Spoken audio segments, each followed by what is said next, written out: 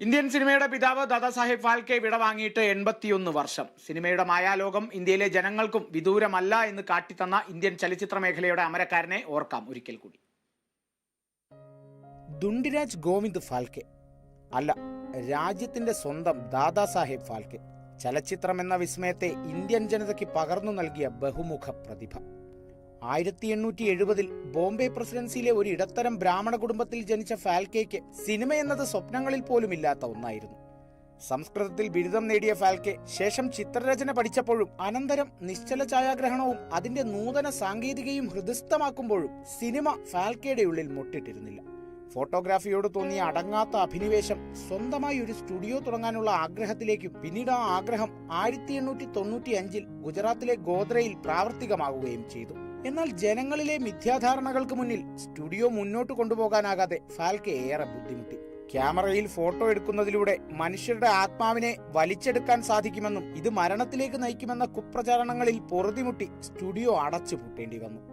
1911 മകനൊപ്പം കണ്ട amazing animals എന്ന ചിത്രമാണ് ഫാൽക്കെയിൽ സിനിമയുടെ വിത്ത് പാകിയത്.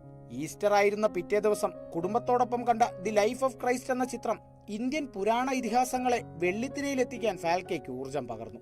ഇടക്കാലത്ത് പഠിച്ച മാജിക് വിദ്യകളും സിനിമാ മാന്ത്രികത ഉരുവപ്പെടുത്താൻ ഫാൽക്കെയെ സഹായിച്ചു. എങ്കിലും മിഥ്യാധാരണകളുടെ വേലിക്കെട്ടുകൾ ഫാൽക്കെയ്ക്ക് മുന്നിൽ വീണ്ടും തടസ്സം സൃഷ്ടിച്ചു. ആദ്യ ചിത്രത്തിലെ നായികയ്ക്കായി ഇന്ത്യയിലുടനീളം സഞ്ചരിച്ച ഫാൽക്കെയ്ക്ക് ബോംബെയിലെ ചുവന്ന തെരുവുകളിൽ നിന്നുപോലും നായികയെ കണ്ടെത്താനായില്ല.